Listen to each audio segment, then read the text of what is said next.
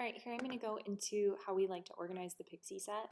So when you first enter into Pixieset, after you've uploaded a new album, you have to make sure you're in the client gallery so you can find what you're looking at.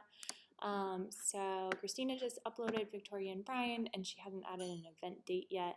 I think there may still be some more photos uploading, but I'll just show you how to do it now. So we need to change the cover photo, do the event date, and a few other little things. So we're going to quickly change the event date right now. So this is for weddings or engagement shoots. So like over here, Riza and Eddie, their wedding is June 27th, 2020. And this engagement shoot was actually done back in October. We're going to put all the images back into this, like when they have their wedding, we're going to put it into this album. So we're just going to label this their wedding date. And that way when we organize it, we know kind of who's coming up next based on the format. So let's change here. Victoria and Brian, their wedding date was on October 5th, 2019. And we could definitely have some tags. Here we're doing Secret Garden. And there could be some other tags, but we'll fill it in later. It's not published yet, which we'll do. So save that. Let's go into their album. So in order to see all the file names, all you have to do is click show file names, and they all show up there. You also have the opportunity to download any photos from here that you like without having to put in your email and PIN number. So you just click on a single file at a time and then click download, and it'll automatically go into your downloads.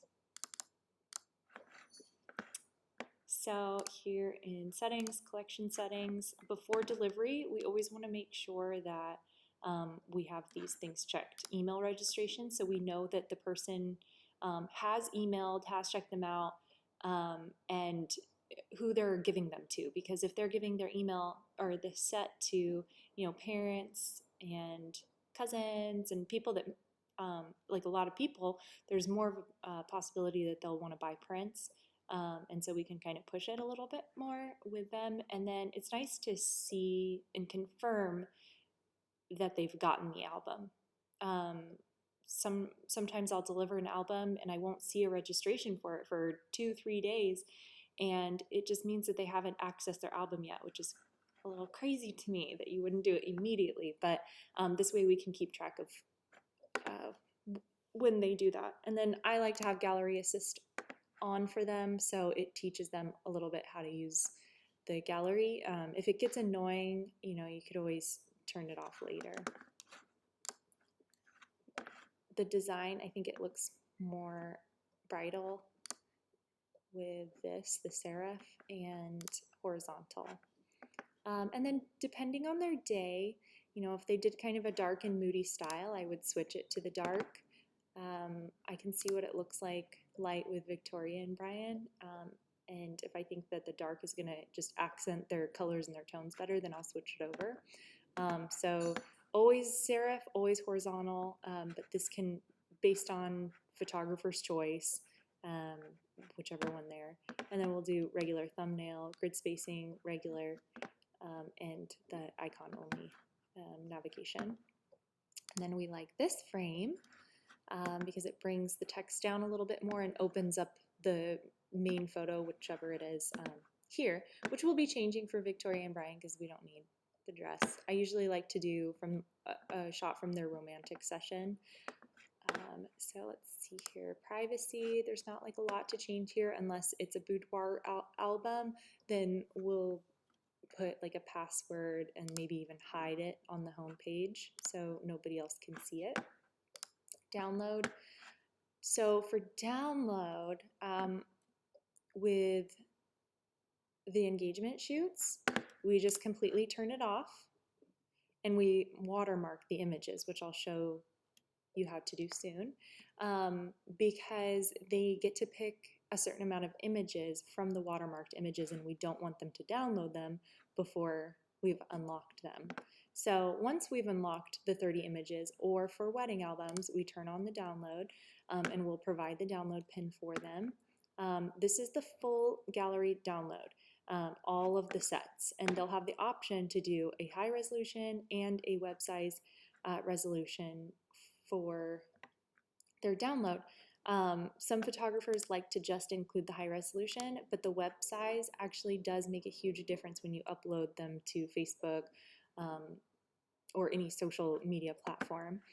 And then single file download, normally when people do the single file download, they'll download it straight to their phone, and that goes right up to social media. So I've normally done the web size, but we've had a few clients recently that just download the photo that they want and they go straight to print it, and then it's not high enough resolution. So I think I'm going to start doing high res on the single file download.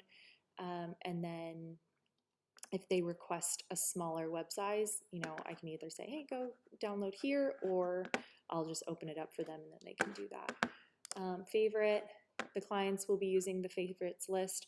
And we also use this, to unlock the albums or the 30 images that they want, or whatever number we have set for them. We just ask them to mark their favorites, their 30 favorites, and those are the ones that we'll unlock once they email us and say, hey, we're done. But we can also use it for books. So if we tell them, hey, why don't you pick out 50 photos for your book or your album, and you can throw those in your favorites, we'll organize for them for you, and we'll put them into a book for you. And this is usually an easier way to do it than sending the file number and then organizing, because we can see and move things around as we see fit. Sharing, of course, everyone's allowed, unless specified by the particular client, they're allowed to share with everyone, everywhere. And we also allow them to print them wherever they'd like to. They're their wedding photos, so, we just recommend that they use like a nicer printing service. Store, we have not set this up yet, so we'll be getting there. So going back here, I'm going to show you how to do the watermark. Normally when we upload to Pixieset from Lightroom, we'll not include the watermarks. We'll have to add the watermark to the engagement shoots. So you want to select all, and then click more, go to watermark, and click My Watermark 2. This one will fill out the entire frame. The small lower right are for vendors that want the photos. Our watermark will be in the lower right. So that's the one that we download for them. So you would do this for the clients, here for vendors, and this is the wedding album, so we're going to do no watermark for the client. We need to now publish the album, publish now. And then you can send straight from here, but we like to make sure to have everyone copied into the emails. So we just do it straight from our email. We'll get the direct link, copy that, and then paste this into the email, and then copy and paste this into the email, or just remember the download pin. And then you can go back and it's ready to view.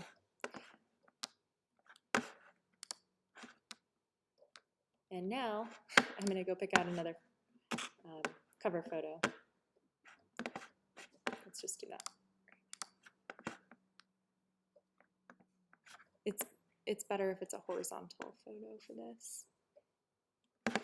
So let's just do this one. Make cover. Design. And we'll put them right in the middle. So that way it's in the middle of their phone. And it's mostly in the middle here. And we're good to go.